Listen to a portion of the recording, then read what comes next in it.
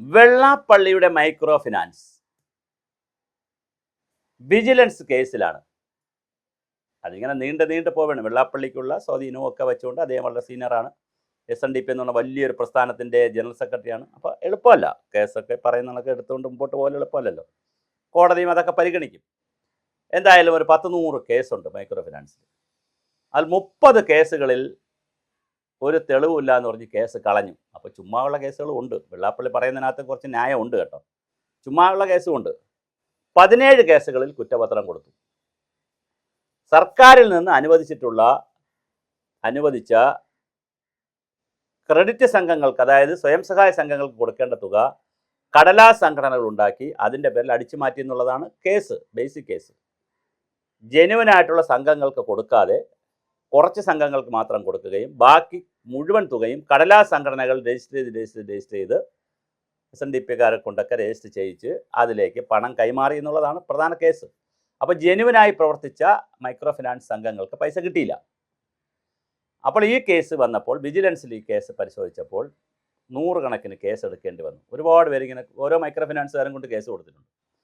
അങ്ങനെ 100ഓളം കേസുണ്ട്. പക്ഷേ അതിൽ 30 കേസിൽ കുറ്റപത്രം കൊടുത്തു. കുറ്റപത്രമല്ല, കേസിൽ തെളിവില്ല, ചുമ്മാ പറയുന്നതാണ്, ഫാൾസ് കേസാണ്. അത് കളഞ്ഞു, ഉപേക്ഷിച്ചു വിജിലൻസ്. 17 കേസിൽ കുറ്റപത്രം കൊടുത്തിട്ടുണ്ട്. എന്നാൽ ഭാഗിക കുറ്റപത്രമാണത്. അതുകൊണ്ട് ജസ്റ്റിസ് ബദറുദ്ദീൻ എന്ന് പറയുന്ന ഹൈക്കോടതിയിലെ വളരെ പ്രമുഖനായിട്ടുള്ള ജഡ്ജി പറഞ്ഞത്, ഈ കളി നടക്കത്തില്ല മച്ചമ്പിമാരെ.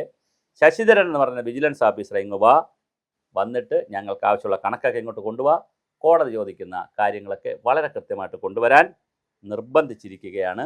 ആരോട്? നമ്മുടെ ഇദ്ദേഹത്തോട്, ശശിധരൻ എന്ന് പറയുന്ന വിജിലൻസ് ഓഫീസറോട്.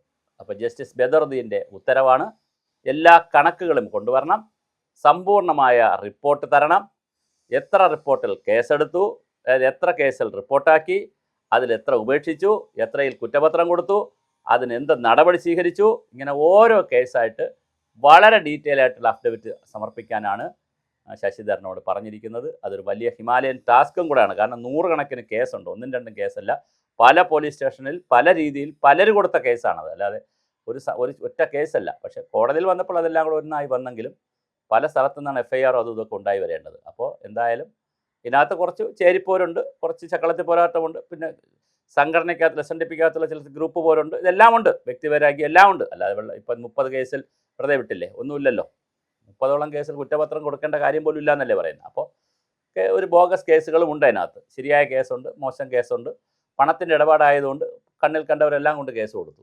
അപ്പോൾ എന്തായാലും വളരെ കൃത്യമായിട്ടുള്ള ഒരു നടപടിയാണ് വരേണ്ടത്.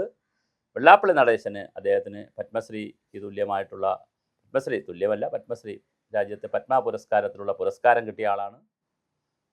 പത്മ പുരസ്കാരം കിട്ടിയിട്ടുള്ള ഒരാളിന് അറസ്റ്റ് ചെയ്യുകയോ കോടതിയിൽ ഹാജരാക്കുക എന്നൊക്കെ പറയുമ്പോൾ അതൊരു സുഖമുള്ള കാര്യമല്ല. പക്ഷേ എന്തായാലും മാത്രമല്ല, SNDP എന്ന് പറയുന്ന വളരെ വലിയ ശ്രീനാരായണ ഗുരുദേവൻ സ്ഥാപിച്ച ഒരു പ്രസ്ഥാനമാണ്. ഡോക്ടർ പൽപ്പുവും കുമാരനാശാനും ഒക്കെ വളരെ വലിയ മഹാരഥന്മാർ, ജന്മം കൊണ്ട് മഹത് വ്യക്തികളായിട്ടുള്ള മഹാരഥന്മാർ തുടങ്ങിയിട്ടുള്ള വലിയ ആളുകൾ ഇരുന്നിട്ടുള്ള പ്രസ്ഥാനമാണത്. ചെറിയ പ്രസ്ഥാനമല്ലത്. ഒരുപാട് ആളുകളുള്ള, ലക്ഷക്കണക്കിന് അംഗങ്ങളുള്ള, യൂണിറ്റുകളുള്ള, ശാഖകളുള്ള വലിയൊരു പ്രസ്ഥാനമാണ് SNDP. നമ്മൾ ഈ പറയുമ്പോൾ അതിനെ ചെറുതായിട്ട് കാണാൻ പറ്റില്ല. അപ്പോൾ അത്രയും വലിയൊരു പ്രസ്ഥാനത്തിൻ്റെ അമരക്കാരനായിട്ടുള്ള ആളെ അറസ്റ്റ് ചെയ്തുകൊണ്ട് പോകാമെന്നൊക്കെ പറയുന്നത് എളുപ്പമുള്ള കാര്യമൊന്നുമല്ല. അപ്പോൾ കൃത്യമായ ക്രിസ്റ്റൽ ക്ലിയർ എവിഡൻസ് വേണം, അതിനൊരു സേ വേണം, പിന്നെ ആക്ട് കറക്റ്റ് ആയിരിക്കണം, പിന്നെ അതിൻ്റെ വകുപ്പുകൾ കറക്റ്റ് ആയിരിക്കണം, എല്ലാം കറക്റ്റ് ആയിരിക്കണം. അപ്പോൾ അതെന്ത് സംഭവിക്കുമെന്ന് നമുക്കറിയില്ല. പക്ഷേ കോടതി വളരെ കർശനമായിട്ടുള്ള ഒരു നിലപാടിലേക്കാണ് പോയിരിക്കുന്നത്. ഈ ജസ്റ്റിസ് ബദറുദ്ദീനെ സംബന്ധിച്ചിടത്തോളം അദ്ദേഹം ഇത്തരം കാര്യങ്ങളിൽ വളരെ കർക്കശ നിലപാടെടുക്കുന്ന ആളാണ്. ശരിയുടെ ഭാഗത്താണ്. ശബരിമല വിഷയത്തിലൊക്കെ ദേവസ്വം ബോർഡിനെയൊക്കെ ഉടച്ചു വയറിയ മനുഷ്യനാണ്. അപ്പോൾ അതുകൊണ്ട് തന്നെ അതേ സ്വാധീനങ്ങൾക്കൊന്നും വീഴുന്നൊരു ജഡ്ജിയല്ല. അപ്പോൾ അതുകൊണ്ട് തന്നെ ഈ കേസ് എങ്ങോട്ട് പോകുമെന്ന് നമുക്കറിയില്ല. എന്തായാലും നമുക്ക് നോക്കാം.